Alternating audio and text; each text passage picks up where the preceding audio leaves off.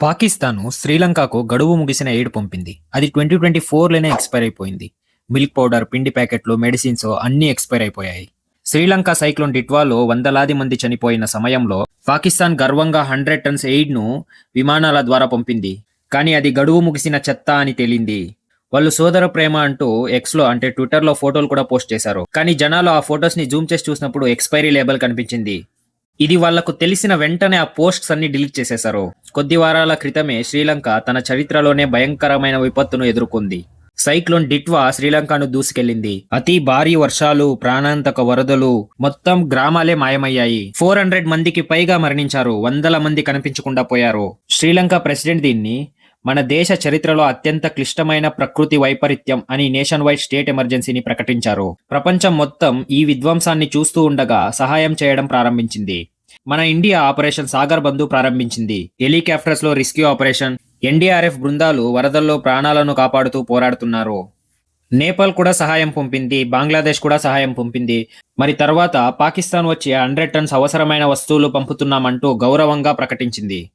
Pakistan high commission photos post చేసింది.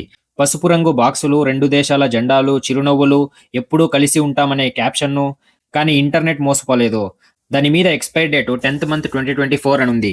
అంటే 2024 అక్టోబర్లోనే గడువు ముగిసింది. ఇది తెలిసిన వెంటనే పాకిస్తాన్ హై కమిషన్ ఆ పోస్ట్స్ అన్ని డిలీట్ చేసింది. ఒక వివరణ లేదు, క్షమాపణ లేదు, సైలెన్స్ మాత్రమే ఉంది. కానీ ఇంటర్నెట్ మర్చిపోదు. ఎక్స్పైరీ లేబుల్స్ ఉన్న స్క్రీన్ షాట్స్ అన్ని వైరల్ అయ్యాయి.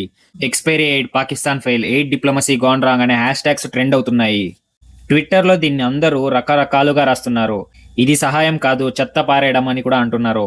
ఇది పాకిస్తాన్ చేసింది మొదటి తప్పేం కాదు. 2015లోనే నేపాల్ భూకంపం సమయంలో హిందూ మెజారిటీ దేశానికి బీఫ్ ఫుడ్ పంపారు. ఇంతకు ముందు కూడా పాకిస్తాను పాత స్టాకులను తాజా సహాయం పేరుతో పంపినట్లు ఆరోపణలు వచ్చాయి. ఇంత చెత్త సరుకులకు కస్టమ్స్ ఎలా క్లియర్ అయింది అనే ప్రశ్నలు కూడా వస్తున్నాయి.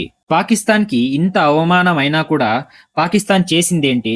తప్పును ఒప్పుకోకుండా నేరుగా భారతదేశంపై నింద వేసింది. ఇండియా మా విమానాలకు ఎయిర్ స్పేస్ క్లియర్ చేయడం ఆలస్యం చేసింది అని ఆరోపించారు. కానీ ఇది నిజం కాదు. పాకిస్తాన్ మధ్యాహ్నం 1 గంటకు అనుమతి కోరింది. కానీ ఇండియా సాయంత్రం 5:30 కల్లా ఆమోదించింది. కేవలం 4:30 గంటల్లో. యూజువల్గా ఇంతసేపు పడుతుంది. అంటే ఆలస్యం అనే ఆరోపణ అబద్ధం. మన భారతదేశం అక్కడ గ్రౌండ్ లెవెల్లో సహాయం అందిస్తోంది. ఐఎన్ఎస్ విక్రాంత్ హెలికాప్టర్ల ద్వారా రెస్క్యూ చేస్తోంది. ఐఎన్ఎస్ సుకన్య ఆహారం, టెంట్లు, మెడికల్ కిట్లు పంపింది. ఎన్డీఆర్ఎఫ్ బృందాలు బురదలో మునిగిన ప్రాణాలను రక్షిస్తున్నాయి. ఇక్కడ భారతదేశం యాక్షన్ మోడ్లో ఉంది. కానీ పాకిస్తాన్ మాత్రం ఎక్స్క్యూజెస్ మోడ్లో ఉంది. మరి నిజంగా పాకిస్తాన్ గడువు ముగిసిన సహాయం పంపిందా? ఫోటోలు చూస్తే, లేబుల్లు చూస్తే, శ్రీలంక అధికారులు చెప్పిన వివరాలు చూస్తే అవును, చాలా స్పష్టంగా కనిపిస్తోంది. 1-2 బాక్సులు తప్పుగా లేబల్ అయి ఉండొచ్చు. కానీ ఒక నిజం మాత్రం స్పష్టంగా ఉంది. ఒక చిన్న బాక్స్లో ఉండే గడువు ముగిసిన పాల పౌడర్ కూడా పిల్లల ప్రాణాలకి ప్రమాదం. ఇంత జరిగిన పాకిస్తాన్ ఇంకా నిశ్శబ్దంగా ఉంది.